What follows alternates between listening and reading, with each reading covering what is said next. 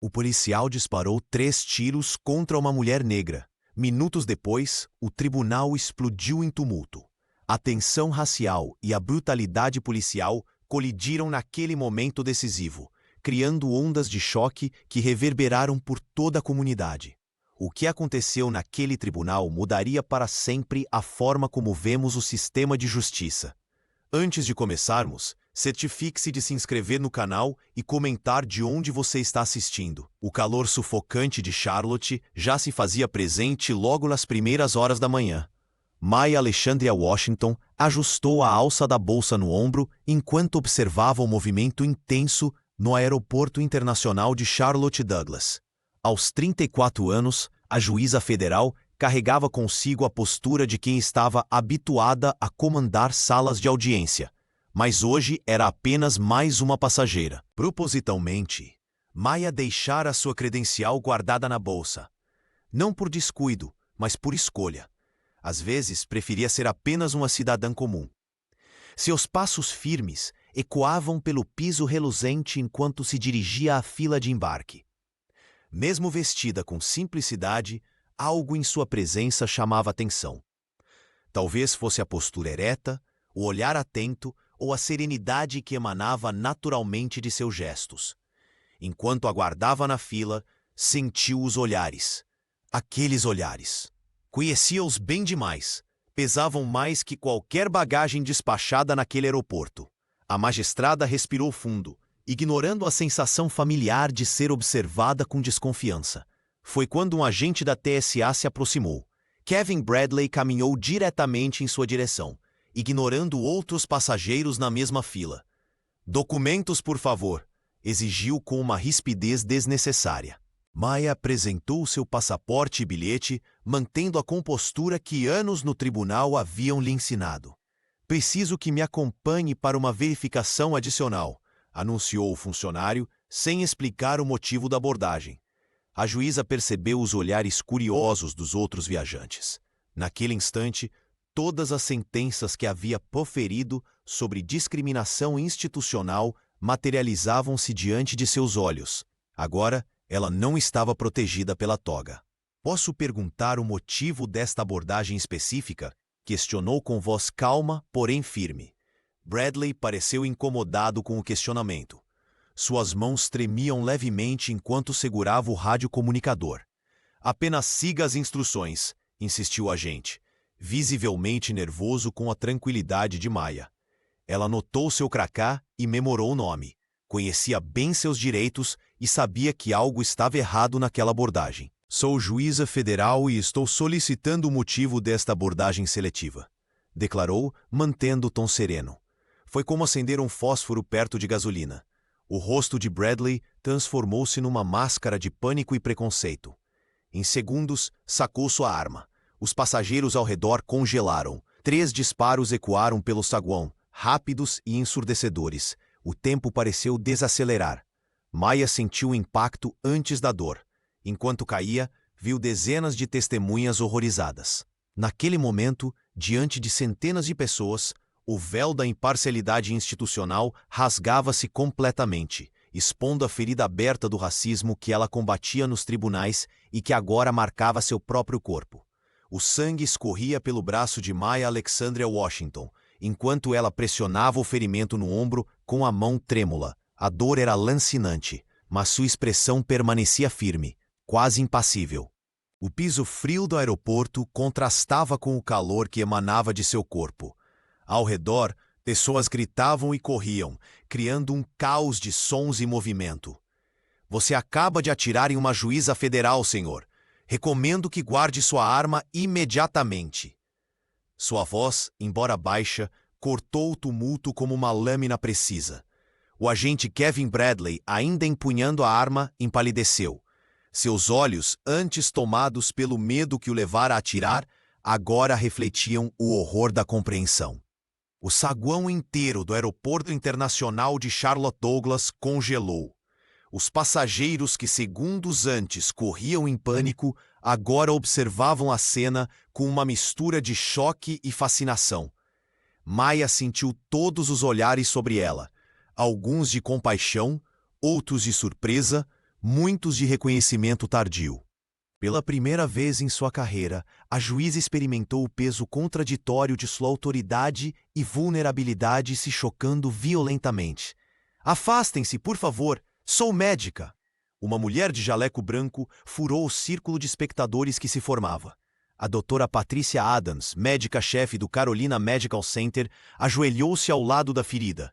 Maya, fique calma. Vou cuidar de você. As duas mulheres trocaram olhares de reconhecimento. A médica era uma amiga distante da família Washington, mas naquele momento o vínculo parecia mais forte que nunca. Em minutos, seguranças isolaram a área com fitas amarelas. Paramédicos chegaram com equipamentos e uma maca. A médica coordenou os primeiros socorros com precisão, estabilizando os sinais vitais da juíza antes que ela fosse transferida para a ambulância. Kevin permanecia imóvel, agora desarmado e escoltado por 2 policiais que haviam chegado ao local. Já na ambulância, com tubos e sensores conectados ao seu corpo, Maya não se comportava como uma vítima comum. Entre gemidos de dor, ela ditava ordens claras para um jovem assistente que havia reconhecido do tribunal. Quero todas as evidências bloqueadas imediatamente. Câmeras de segurança, registros de comunicação, tudo. Nada desaparece, entendeu? Sua voz era firme apesar da fraqueza. Isso não é apenas sobre mim. Isso é sobre todos que nunca puderam se identificar como eu fiz. Enquanto o veículo acelerava pelas ruas de Charlotte, com a sirene uivando, a juíza fechou os olhos brevemente. O que acabara de acontecer não era apenas um incidente isolado. Era o início de um confronto institucional que ela estava determinada a liderar, mesmo que isso custasse mais do que o sangue que agora manchava sua roupa. Jordan Williams sentiu seu corpo inteiro tremer enquanto a ambulância levava Maya Alexandria Washington para longe. O jovem agente da TSA permaneceu paralisado por alguns instantes, seu uniforme ainda impecável, contrastando com o caos interior que sentia. As imagens do ocorrido não paravam de se repetir em sua mente. A abordagem injustificada, a tensão crescente, os 3 disparos portando ar. Olhou para seu smartwatch e tomou uma decisão que mudaria sua vida para sempre. Com dedos trêmulos, Jordan transferiu o vídeo que havia gravado para seu celular. O dispositivo tinha capturado tudo: a aproximação de Kevin, o questionamento calmo de Maya, a escalada da situação e os tiros que a derrubaram. Mais importante, registrou o momento exato em que ela, sangrando no chão, revelou sua posição como juíza federal. Minha mãe sempre disse que há momentos em que o silêncio é cumplicidade, murmurou para si mesmo enquanto enviava o arquivo para 5 contatos de confiança, incluindo Marcus Johnson, jornalista que conhecia de vista da comunidade. Em menos de 20 minutos, o vídeo já circulava em grupos de WhatsApp. Em 1 hora, explodia no Twitter com a hashtag Justiça para Maya. Ao fim da tarde, emissoras como CNN e MSNBC interrompiam suas programações para exibir as imagens, enquanto especialistas debatiam o caso em painéis de emergência. Do lado de fora do Aeroporto Internacional de Charlotte Douglas, centenas de pessoas começaram a se reunir espontaneamente. Cartazes improvisados exigiam justiça, enquanto líderes comunitários usavam megafones para organizar os manifestantes. Não é apenas sobre Maya, é sobre todos nós, gritava uma mulher aos prantos. No Carolina Medical Center, doutora Patricia Adams lutava para estabilizar Maya. A médica-chefe, concentrada em salvar a vida da juíza, não imaginava que, a cada minuto, o nome de sua paciente se transformava em grito de guerra nas ruas de Charlotte. A pressão por um posicionamento oficial crescia exponencialmente. O Tribunal Distrital de Charlotte foi cercado por jornalistas, enquanto colegas de Maya, como Patricia Reis e Robert Chen, se reuniam em sessão extraordinária para discutir o caso. Jordan, agora escondido na casa de sua mãe, assistia pela televisão enquanto o país inteiro se mobilizava. Seu telefone não parava de tocar, com ligações de números desconhecidos. Entre o medo das consequências e o orgulho de ter feito o certo, ele observava como a luta pela vida de Maya se transformava, a cada noticiário, na luta pela verdade que o país tanto precisava enfrentar. O Tribunal Distrital de Charlotte nunca havia testemunhado nada semelhante. Ainda com dores lancinantes e contra-recomendações médicas, Maya Alexandria Washington havia solicitado algo inédito no sistema judiciário americano, uma audiência federal de emergência com portas abertas ao público. 3 dias após os disparos, enquanto seu ombro ainda cicatrizava sob curativos, a juíza federal estava determinada a transformar sua tragédia pessoal em um marco para a justiça. O saguão do tribunal fervilhava. Jornalistas disputavam espaço com ativistas, enquanto advogados do governo e representantes da TSA cochichavam nervosamente em cantos. A tensão era palpável. Quando as portas da sala principal se abriram, o silêncio foi instantâneo. Maya entrou em uma cadeira de rodas, empurrada por doutora Patricia Adams, que insistira em acompanhá-la pessoalmente. O braço imobilizado e a palidez contrastavam com a determinação em seu olhar. A juíza Patrícia Reis, uma veterana respeitada por sua imparcialidade, foi a primeira a se aproximar. Tem certeza disso, Maya? Ninguém questionaria se você se declarasse impedida, sussurrou Reis, genuinamente preocupada. Precisamente por ser a vítima é que devo conduzir este processo, respondeu a magistrada, ajustando-se na cadeira com visível desconforto. Os juízes Maria Santos e Robert Shen já ocupavam seus lugares. Ambos haviam cancelado compromissos para estar ali, reconhecendo a gravidade histórica do momento. A sala estava lotada além da capacidade, com pessoas de pé nas laterais e fundos. Esta corte está aberta, anunciou o oficial de justiça, e Maya tomou a palavra imediatamente. O que aconteceu no aeroporto não foi um incidente isolado, começou ela, sua voz surpreendentemente firme. Foi a manifestação visível de um sistema invisível que seleciona, persegue e, como todos testemunharam, atira em cidadãos com base na cor de sua pele. Câmeras captavam cada palavra. Representantes da TSA se remexiam inquietos em seus assentos. Um deles tentou levantar uma questão de ordem, mas Chen o silenciou com um gesto. Esta audiência terá transparência absoluta, continuou Maya. Cada depoimento, cada documento, cada evidência será disponibilizada ao público. O racismo institucional prospera nas sombras, e estamos aqui para expô-lo à luz.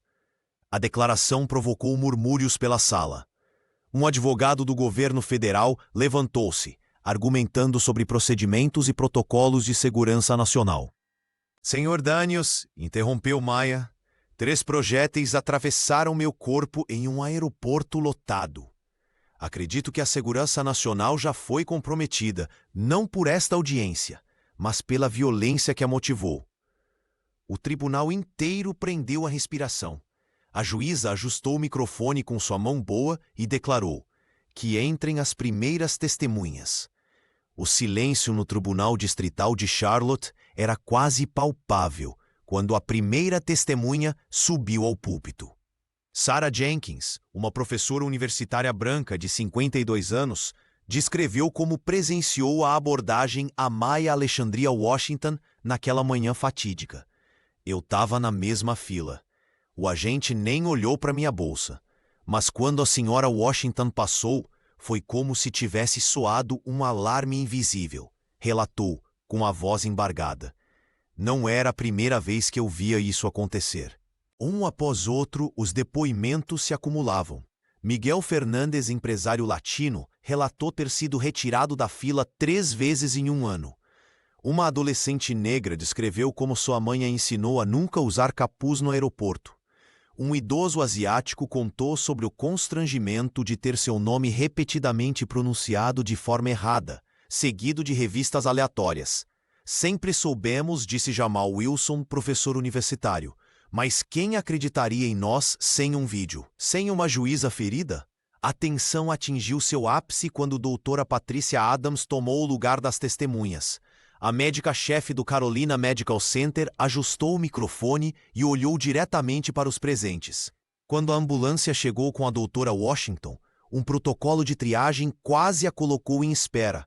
revelou a médica. O formulário inicial a classificava como suspeita de envolvimento em incidente policial antes de vítima de tiro. Vi isso acontecer dezenas de vezes em minha carreira. Patrícia explicou como teve que intervir pessoalmente, usando sua autoridade como chefe médica para garantir o atendimento imediato. Se eu não estivesse de plantão naquele dia, talvez não estivéssemos tendo esta audiência hoje, afirmou, causando murmúrios pela sala. A médica então apresentou estatísticas do próprio hospital.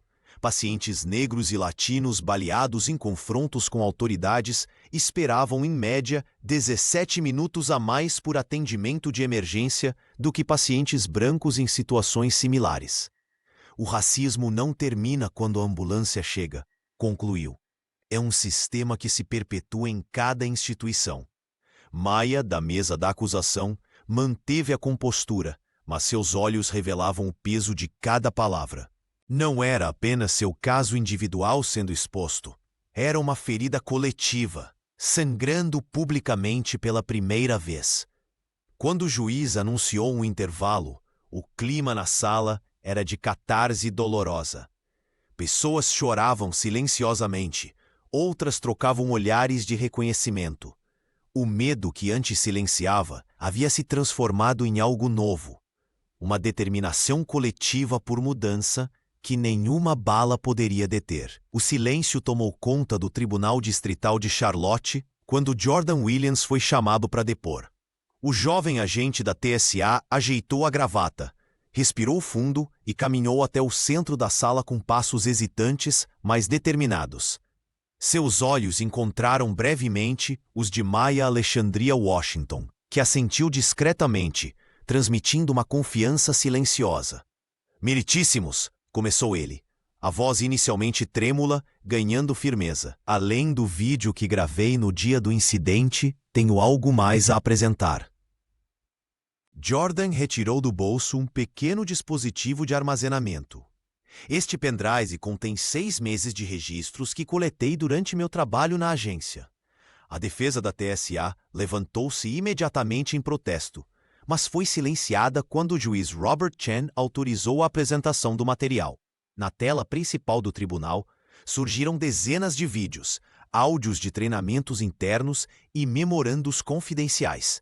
As evidências eram devastadoras. Orientações explícitas para abordar passageiros com base em perfil racial, estatísticas manipuladas e casos anteriores abafados sistematicamente.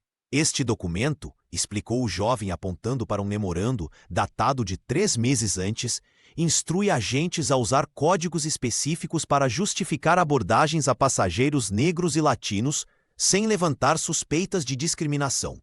A plateia no tribunal murmurou em choque. Maia observava atentamente, seu rosto revelando uma mistura de validação e tristeza. Aquilo que ela sempre soube, agora estava exposto em dados concretos. Por que decidiu registrar tudo isso, Sr. Williams? Perguntou Maria Santos, ajustando os óculos. Meu tio foi espancado por policiais quando eu tinha 9 anos, respondeu ele, a voz embargada. Minha mãe sempre disse que um dia eu estaria em posição de fazer diferença. Quando comecei a testemunhar o padrão de abuso na TSA, soube que era minha responsabilidade documentar. O depoimento de Jordan provocou uma reação em cadeia. 3 outros funcionários da agência, presentes na audiência, pediram para testemunhar voluntariamente. Cada um trazia sua própria história de assédio institucional e pressão para a conformidade com práticas discriminatórias. No intervalo da sessão, Patrícia Reis aproximou-se de Maia. Você percebe o que está acontecendo aqui? É muito maior que seu caso pessoal. Maia assentiu, observando Jordan conversando com outros agentes. É uma catarse coletiva, respondeu ela. Mas também é perigoso para todos eles. O sistema não perdoa quem o expõe. Enquanto a sessão se preparava para recomeçar, o clima no tribunal era de tensão e esperança. Jordan havia aberto uma porta que não poderia mais ser fechada, e o racismo institucional, que por tanto tempo operou nas sombras, agora estava sob os holofotes da Justiça Federal. Enquanto o tribunal fervilhava, Marcus Johnson passava as noites em claro na redação do The Charlotte Observer. O jornalista, conhecido por sua trajetória no ativismo por direitos civis, transformou seu cubículo em uma central de investigação. Pilhas de documentos, recortes e anotações cobriam cada centímetro disponível de sua mesa.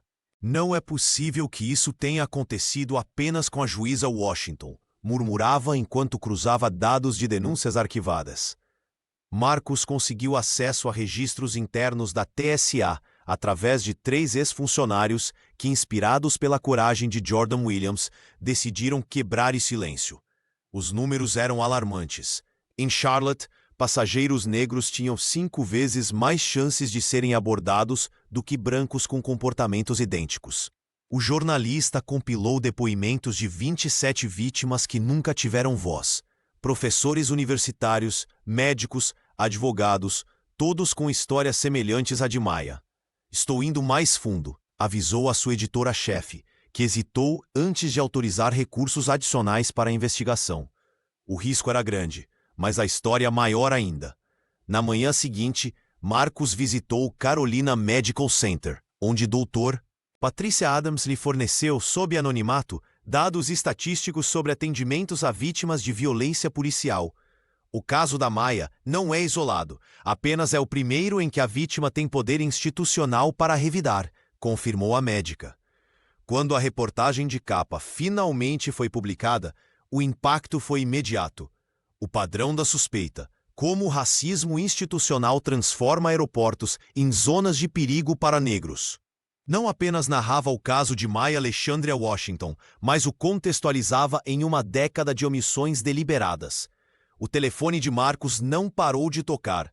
Em horas, The New York Times, Washington Post e CNN republicaram trechos da matéria. O jornalista recebeu convites para programas de entrevistas nacionais, onde apresentou gráficos, testemunhos e um mapa interativo mostrando a distribuição desproporcional de abordagens violentas contra minorias em aeroportos americanos. O que aconteceu com Maya Washington não foi um incidente isolado, mas a ponta de um iceberg institucional, declarou em entrevista à CNN. Kevin Bradley é apenas um sintoma de um sistema projetado para proteger alguns e intimidar outros. A matéria provocou manifestações espontâneas em Charlotte e outras cidades. Estudantes de jornalismo da Universidade da Carolina do Norte organizaram uma vigília em frente ao aeroporto, erguendo cartazes com trechos da reportagem. No tribunal, a juíza recebeu cópias da matéria. Enquanto lia, seus olhos se encheram de lágrimas.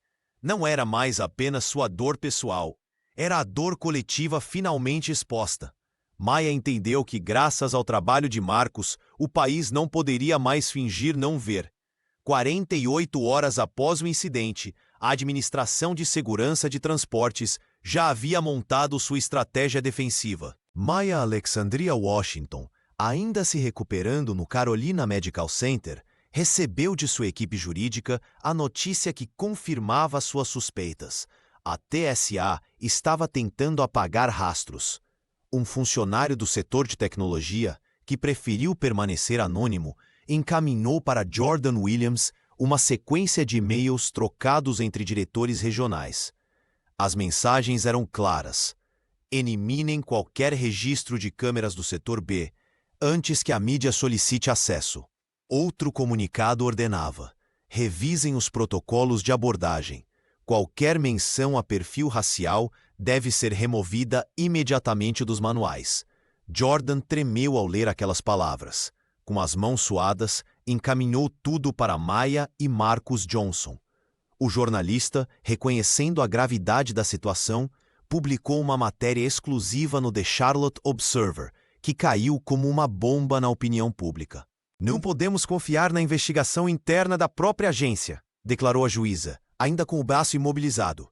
Por videoconferência, ela convocou uma audiência emergencial e determinou: o Federal Bureau of Investigation assumirá toda a coleta de provas desse caso, com supervisão direta do Departamento de Justiça.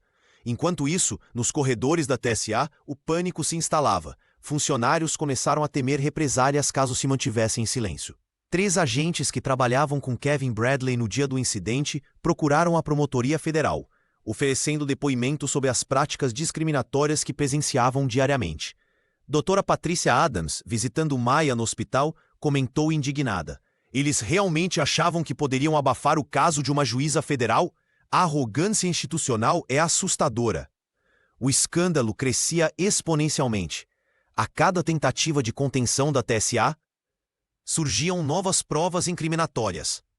Um memorando interno revelou que a agência havia identificado Maya como juíza federal minutos após os disparos, mas optou por não divulgar essa informação, tentando tratá-la como mais uma ocorrência padrão. Jennifer Bradley, esposa de Kevin, assistia horrorizada aos noticiários. Pela primeira vez, ela começava a questionar não apenas as ações do marido, mas todo o sistema que o protegia. Quando uma instituição tenta esconder evidências com tanta determinação, declarou Maya em entrevista coletiva. Ela apenas confirma que tem muito a esconder, e nós vamos expor tudo, custe o que custar. O silêncio tomou conta do Tribunal Distrital de Charlotte, quando a promotoria apresentou um documento confidencial que havia sido deliberadamente omitido dos registros oficiais. Maya Alexandra Washington, ainda com o braço imobilizado, inclinou-se para frente em sua cadeira de rodas, enquanto o promotor federal detalhava um incidente ocorrido 2 anos antes no mesmo aeroporto.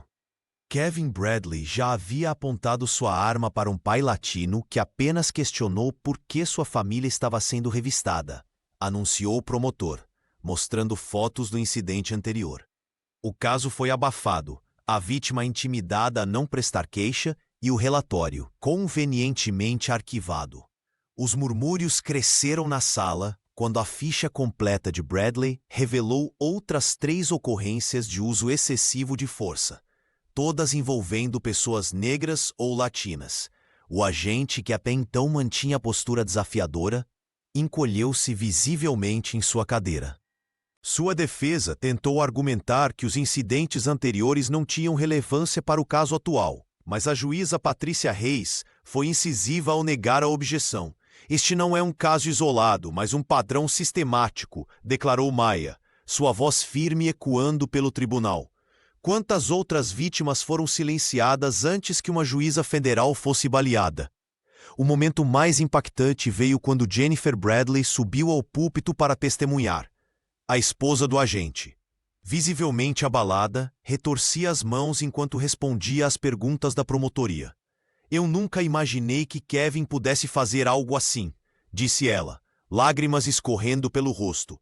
Em casa ele reclamava de certos tipos de pessoas que dificultavam seu trabalho, mas eu interpretei como estresse da profissão. Jennifer revelou que, após o incidente com Maya, encontrou em seu computador pessoal mensagens trocadas com outros agentes contendo piadas racistas e comentários depreciativos sobre passageiros não brancos. Não reconheço o homem com quem me casei, confessou, a voz embargada. As revelações sobre o passado de Bradley provocaram uma onda de choque que se estendeu muito além do tribunal. Nas redes sociais, hashtags pedindo auditoria completa nas forças de segurança dominaram os trending topics. Marcus Johnson publicou uma reportagem especial questionando quantos outros Kevin Bradleys ainda operavam livremente no sistema. Para Maya, cada nova revelação confirmava o que ela sempre soubera como juíza. O racismo institucional não era exceção, mas regra cuidadosamente encoberta. Enquanto observava Jennifer deixando o tribunal em prantos, a juíza refletiu sobre quantas outras famílias, de ambos os lados, haviam sido destruídas por um sistema que protegia preconceitos em vez de pessoas. Nos corredores do Tribunal Distrital de Charlotte, o clima era de tensão crescente. Maya Alexandria Washington enfrentava não apenas a recuperação física de seus ferimentos, mas também uma batalha nos bastidores do poder judiciário. 3 juízes seniores a chamaram para uma reunião privada onde sugeriram, em tom de falsa preocupação, que ela se declarasse impedida do caso. Sua condição de vítima compromete a imparcialidade do processo, argumentou um deles, ajustando a gravata como quem tenta disfarçar o desconforto. O tribunal não pode se dar ao luxo de decisões emocionais. Maia manteve a compostura que a caracterizava desde seus primeiros dias na magistratura. Olhou diretamente nos olhos de cada colega e respondeu com voz firme: "Se me afastar agora, estarei reforçando o sistema que quase me matou. A imparcialidade não significa neutralidade diante da injustiça." A juíza não estava sozinha. Patrícia Reis, veterana respeitada por sua integridade, foi a primeira a se manifestar em seu apoio. Logo depois, Maria Santos e Robert Chen formaram um bloco de resistência institucional, argumentando que a presença de Maia no caso era fundamental para restaurar a confiança pública no sistema judiciário. "Precisamos protagonizar a mudança de dentro para fora", afirmou Chen durante uma reunião tensa com o presidente do tribunal. "Se silenciarmos a única voz que experimentou na pele o que estamos julgando, que mensagem estaremos enviando?" Enquanto isso, no Capitólio, congressistas conservadores do Sul articulavam manobras para esvaziar o caso. Em sessões fechadas, classificavam as ações de Maia como excesso de ativismo judicial e ataque à autoridade policial.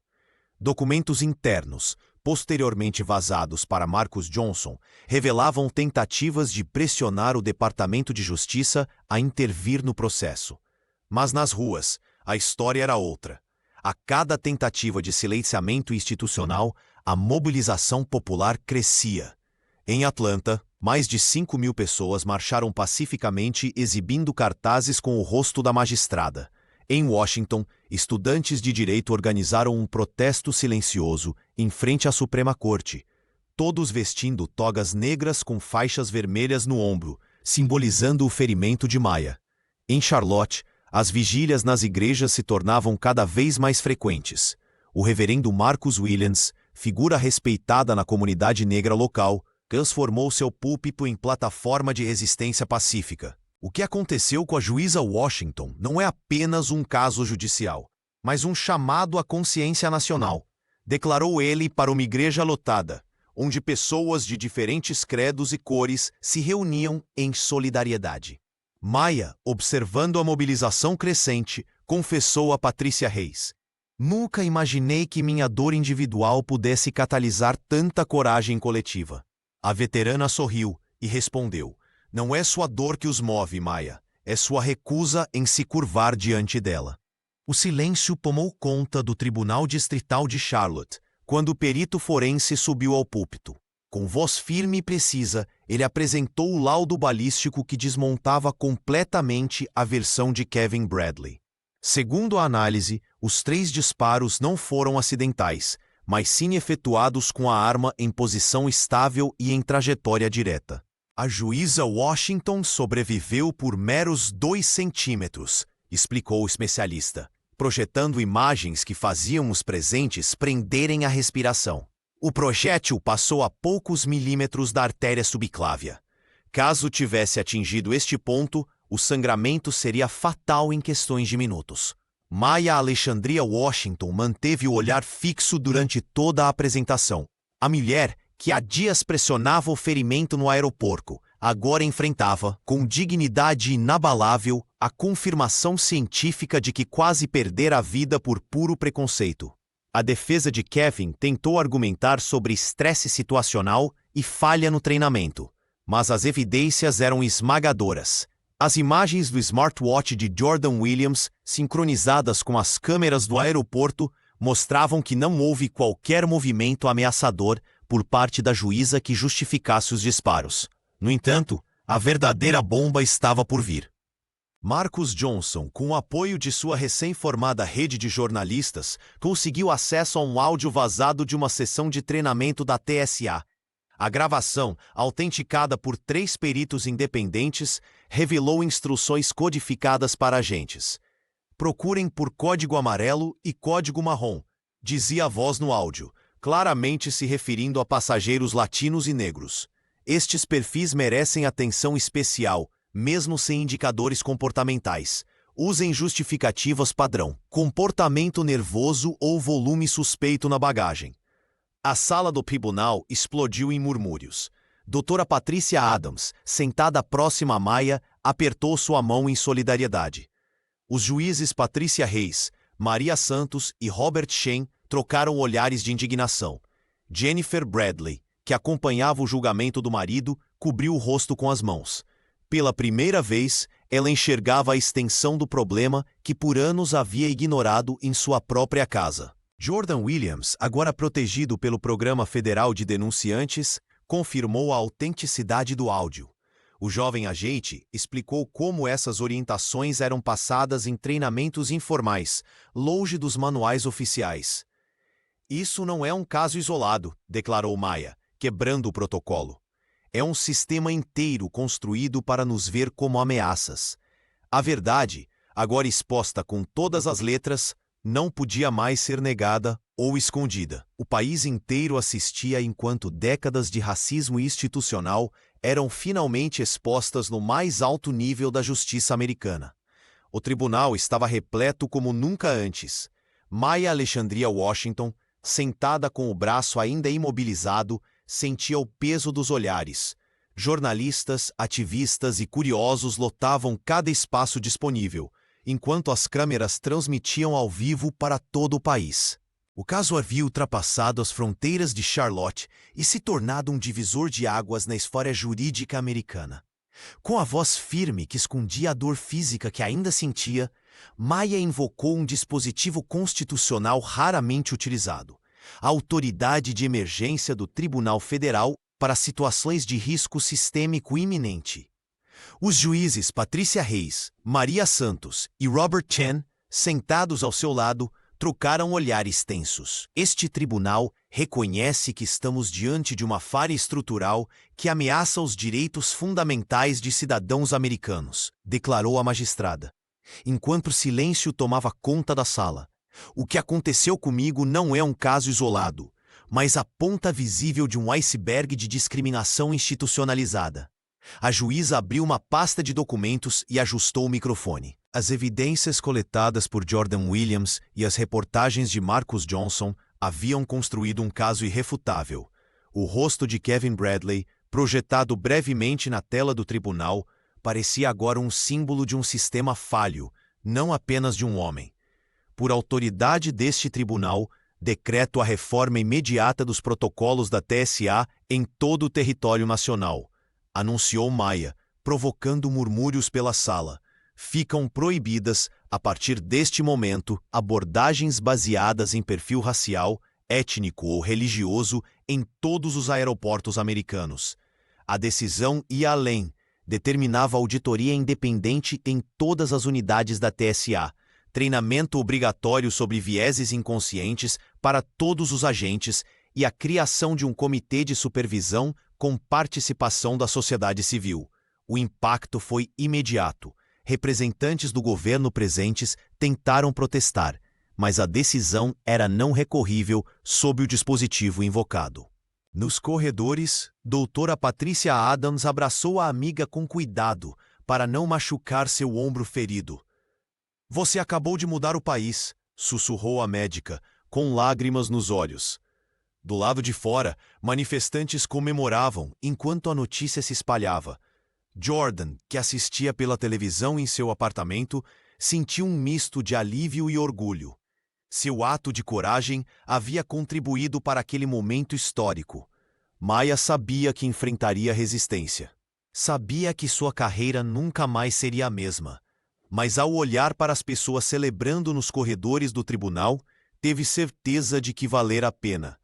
Pela primeira vez na história recente, a estrutura legal americana havia cedido diante da coragem de uma mulher negra que se recusou a ser apenas mais uma vítima.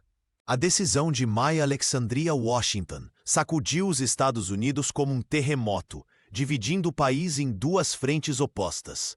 Nas ruas de Charlotte, Atlanta e Washington, multidões se reuniram em celebração espontânea. Cartazes com o rosto da juíza eram erguidos como símbolos de esperança.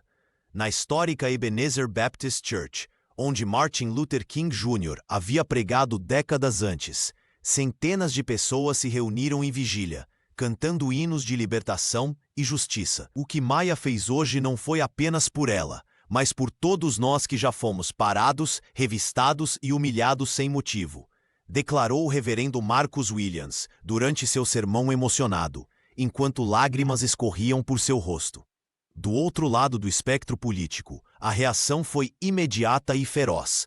Comentaristas conservadores inundaram canais de televisão e redes sociais, denunciando o que chamavam de ativismo judicial descontrolado. Senadores de estados do Sul emitiram notas oficiais acusando Maia de usar sua experiência pessoal para reescrever a lei, enquanto associações de agentes de segurança argumentavam que as novas regras comprometeriam a segurança nacional.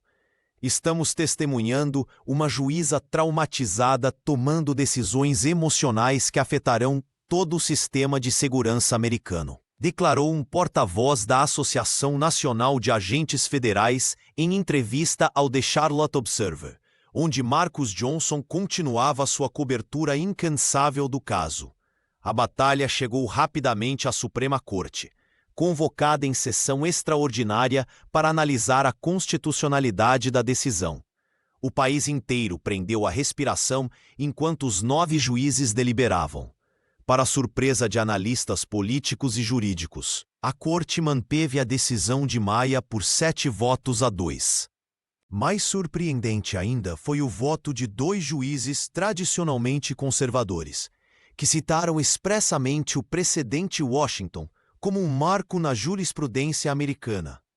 A dignidade humana não pode ser subjugada por preconceitos institucionalizados, escreveu um deles em seu voto.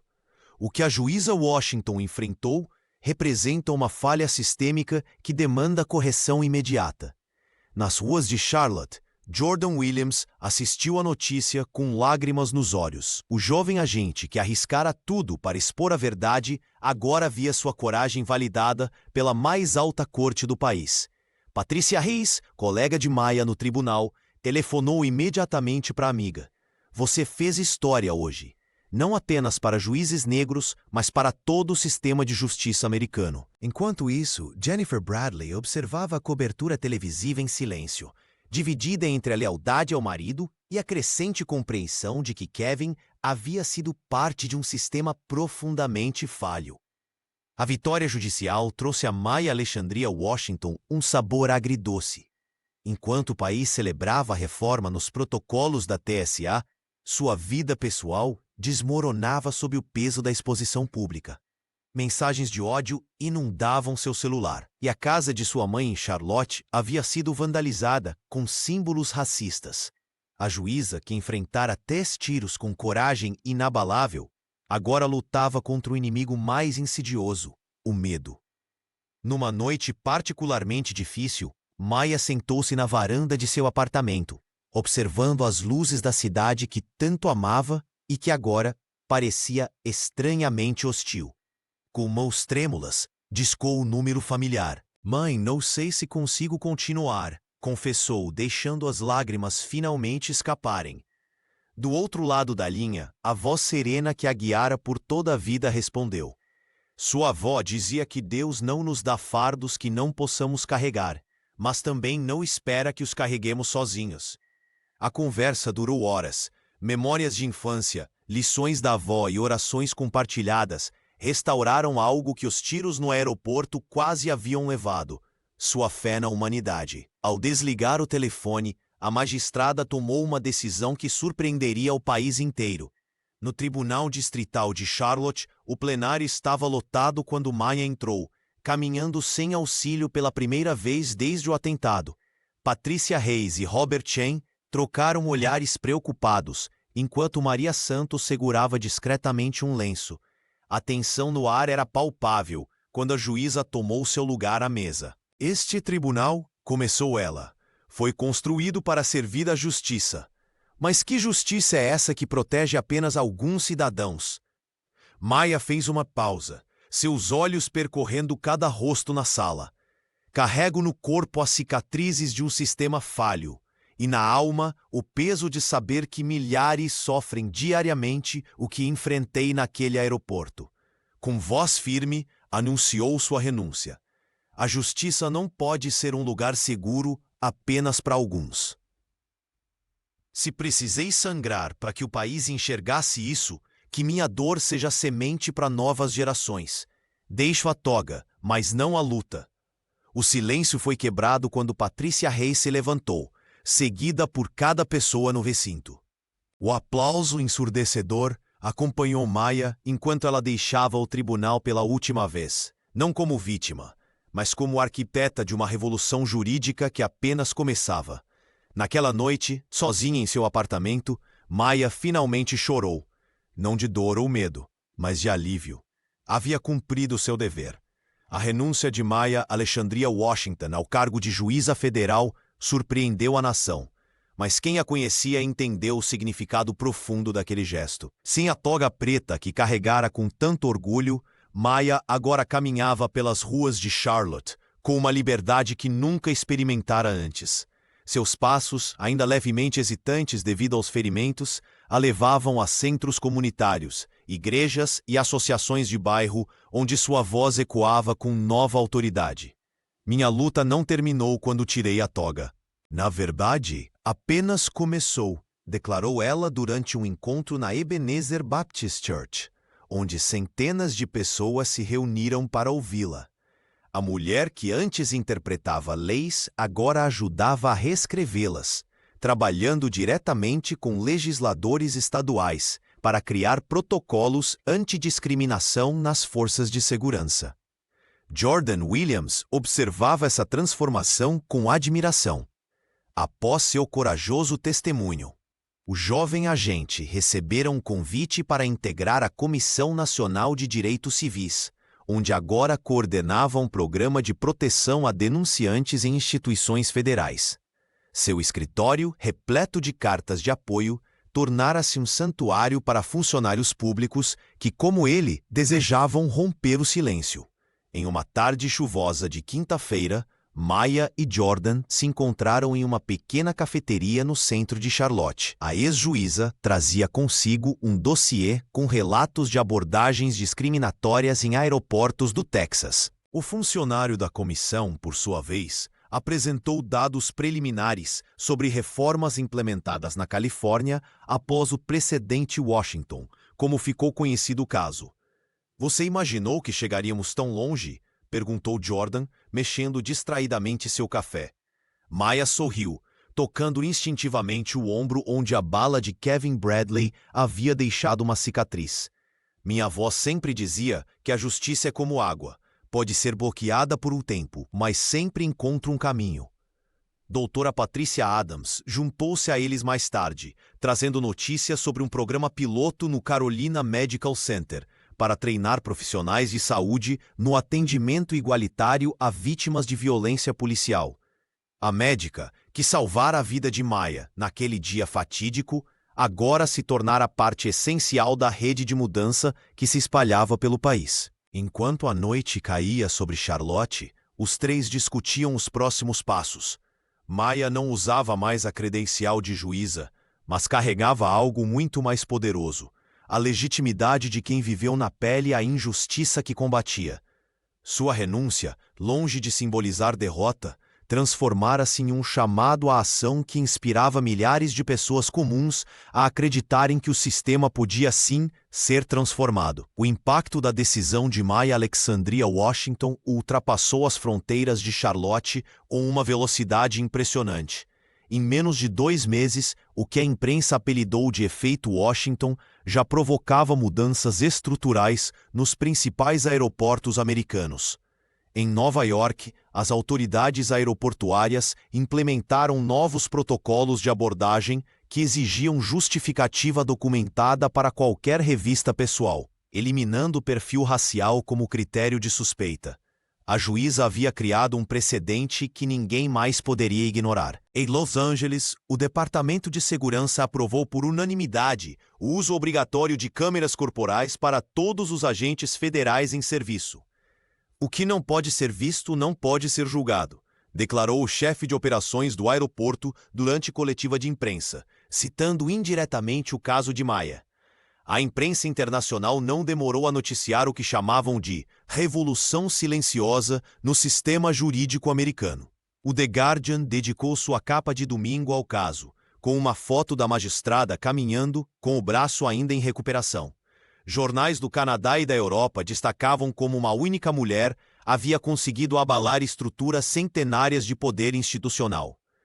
Representantes do governo canadense e britânico fizeram contato formal com a equipe jurídica de Maya, solicitando consultoria para revisar seus próprios protocolos de segurança aeroportuária. A advogada principal que representara a juíza no tribunal foi convidada a palestrar em Toronto sobre as implicações do caso para o direito internacional.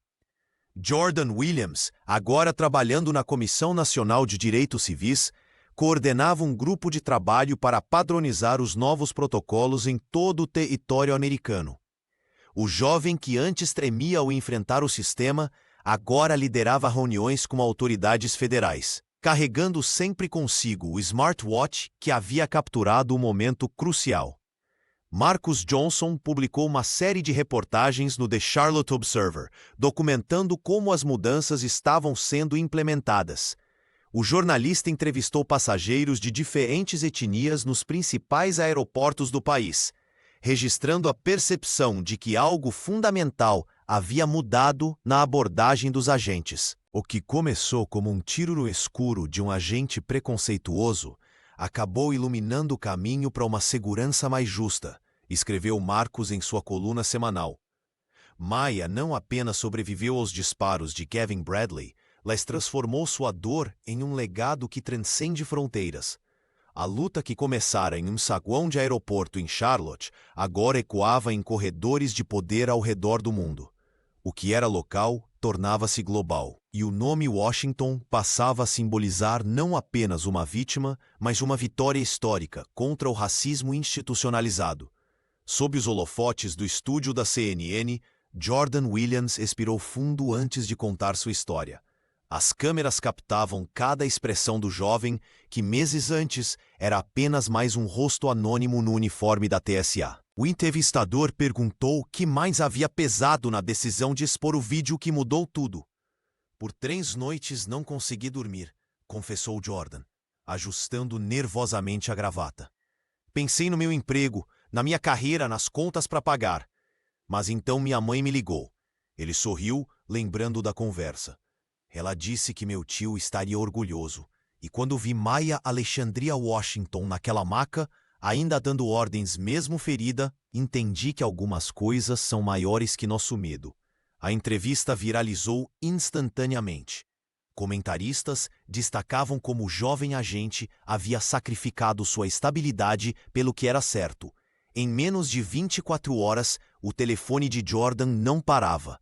Eram funcionários públicos de todo o país, compartilhando histórias semelhantes que nunca tiveram coragem de denunciar. O mais difícil foi perceber que não era um caso isolado, explicou ele, enquanto caminhava pelos corredores do novo escritório em Washington. Cada mensagem que recebi confirmava o que Maya sempre disse nos tribunais: o problema é sistêmico. O Departamento de Justiça, pressionado pela opinião pública, criou o Programa Federal de Proteção a Denunciantes, nomeando Jordan como diretor. Sua primeira medida foi estabelecer canais anônimos e seguros para que funcionários pudessem reportar irregularidades sem medo de retaliação. Ninguém deveria ter que escolher entre dignidade e sobrevivência, afirmou em seu discurso de posse, com a mãe na primeira fila, lágrimas de orgulho escorrendo pelo rosto da senhora. O programa de Jordan já havia recebido mais de 300 denúncias em seu primeiro mês.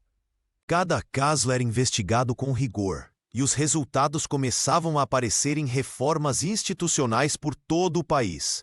Em uma visita ao Carolina Medical Center, ele reencontrou Maya. A ex-juíza, recuperada dos ferimentos físicos, mas ainda carregando as cicatrizes emocionais do incidente, abraçou o jovem que havia arriscado tudo. Você me deu coragem quando mais precisei, confessou Jordan. Não, respondeu ela com um sorriso sereno. Você já tinha toda a coragem dentro de si. Só precisava de uma razão para usá-la. A história de Jordan, antes invisível nos corredores do aeroporto, agora inspirava uma nova geração de funcionários públicos a enfrentar injustiças. Sua trajetória havia se transformado em algo que muitos não tinham há anos: esperança concreta de que o sistema podia sim ser transformado de dentro para fora. Kevin Bradley sentou-se sozinho no banco dos réus, os ombros caídos sob o peso de um uniforme que não mais lhe pertencia.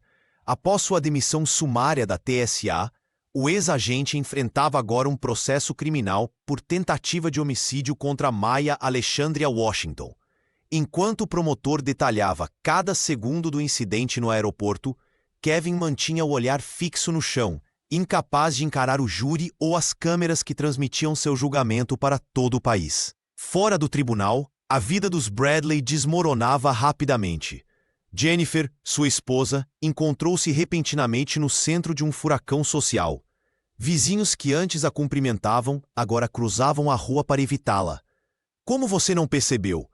perguntavam desconhecidos nas redes sociais. Como dormiu ao lado dele por anos, sem notar os sinais.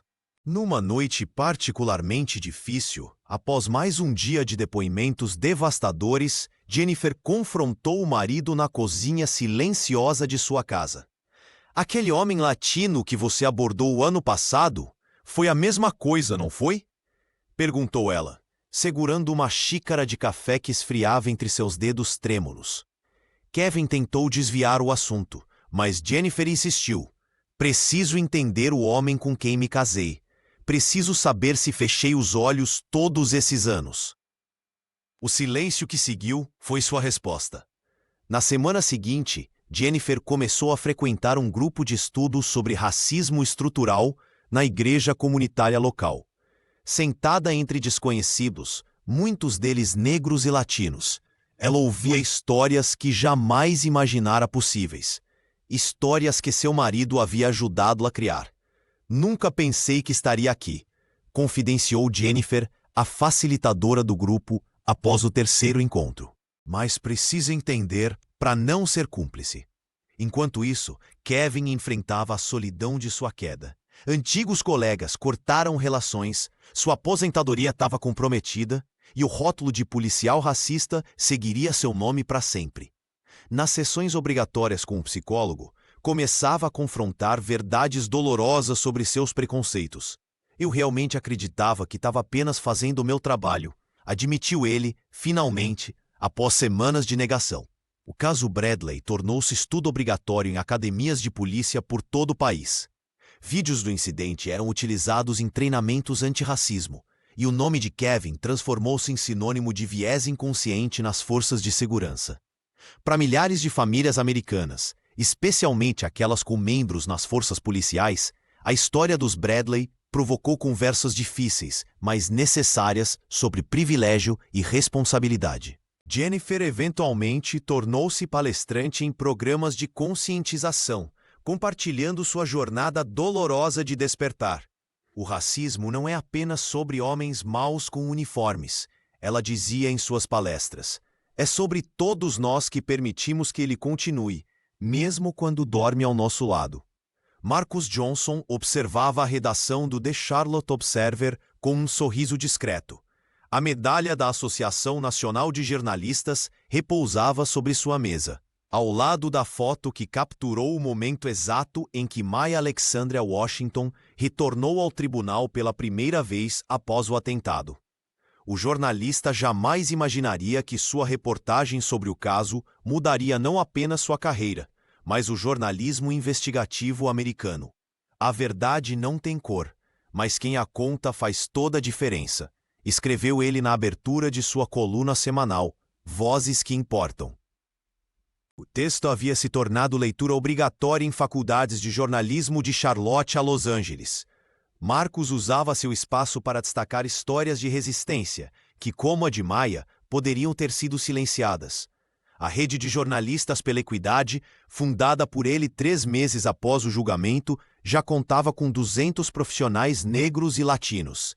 O grupo estabelecia um protocolo de cobertura para casos de violência institucional, garantindo que nenhuma denúncia fosse abafada por falta de visibilidade. "Não podemos esperar que cada vítima seja uma juíza federal para que sua história mereça atenção", repetia em suas palestras. Na última reunião da rede, o jornalista apresentou um mapa digital que identificava padrões de abuso em departamentos federais. O sistema, desenvolvido em parceria com programadores voluntários, permitia cruzar denúncias e identificar focos de racismo institucional antes que novos casos como o de Maya acontecessem. O que Marcus construiu é mais poderoso que qualquer decisão judicial, comentou Maya durante um evento na Universidade de Charlotte. Enquanto tribunais podem mudar leis, o jornalismo muda consciências. Em seu apartamento modesto no centro da cidade, Marcus guardava cada carta recebida de leitores. A mais significativa veio de Jennifer Bradley, que agradeceu por sua cobertura equilibrada ter mostrado não apenas a violência de Kevin, mas o sistema que o produziu. Você me ajudou a enxergar o que eu me recusava a ver, escreveu ela. Para Marcus, o verdadeiro prêmio não estava na medalha, mas no impacto. Quando Jordan Williams foi convidado para liderar o Programa Federal de Proteção a Denunciantes, Marcus foi o primeiro a noticiar. Quando a TSA implementou as novas diretrizes de abordagem, sua análise detalhada garantiu que o público entendesse a dimensão da mudança. O legado de Maya não é apenas jurídico, escreveu em sua coluna mais compartilhada. É um lembrete de que às vezes a justiça precisa sangrar para que a verdade apareça. Nossa responsabilidade é garantir que esse sangramento nunca mais seja necessário.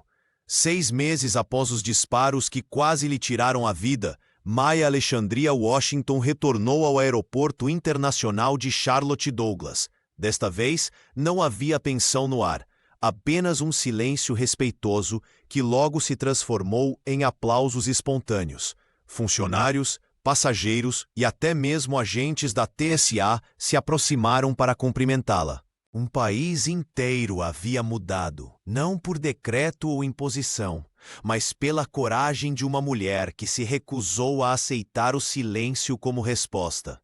Nunca imaginei voltar aqui e sentir paz, confessou Maya a Jordan Williams, que a acompanhava naquele momento simbólico. O jovem agente, agora diretor do Programa Federal de Proteção a Denunciantes, sorriu com orgulho. Ambos sabiam que aquela caminhada representava mais que uma vitória pessoal. Era a prova viva de que instituições podiam ser transformadas quando confrontadas com a verdade. No domingo seguinte, na igreja comunitária onde sua jornada espiritual começara, Maya subiu ao altar usando um vestido azul marinho. A congregação se levantou em respeito. Com a voz firme, que um dia ecoou nas salas do tribunal, a ex-juíza agradeceu a mãe presente na primeira fila, a memória da avó que lhe ensinara sobre dignidade e as milhares de mulheres negras que abriram caminhos antes dela. Minha cicatriz não é apenas minha, declarou, tocando levemente o ombro. Pertence a todos que já sentiram o peso da injustiça e escolheram resistir. Marcus Johnson, sentado discretamente nos fundos da igreja, tomava notas para sua coluna semanal. O jornalista havia acabado de receber um prêmio Pulitzer pela cobertura do caso, mas sabia que a verdadeira honra estava em testemunhar aquele momento de redenção coletiva. Enquanto o coral entoava cânticos de esperança, doutora Patricia Adams observava sua amiga com admiração. A médica, que salvara a vida de Maya naquela manhã fatídica, agora colaborava com a Comissão Nacional de Reformas Hospitalares, garantindo que pacientes negros recebessem tratamento equitativo em emergências. Ao final da cerimônia, Maya olhou para o futuro com determinação renovada.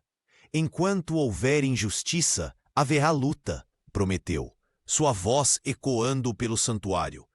E enquanto houver luta, haverá esperança. Do lado de fora, o sol de Charlotte brilhava sobre uma cidade transformada. Não era um final perfeito, nunca seria. Mas era um começo honesto para um país que finalmente começava a enxergar suas feridas mais profundas. E isso, como Maya sempre soube, era o primeiro passo para a verdadeira cura.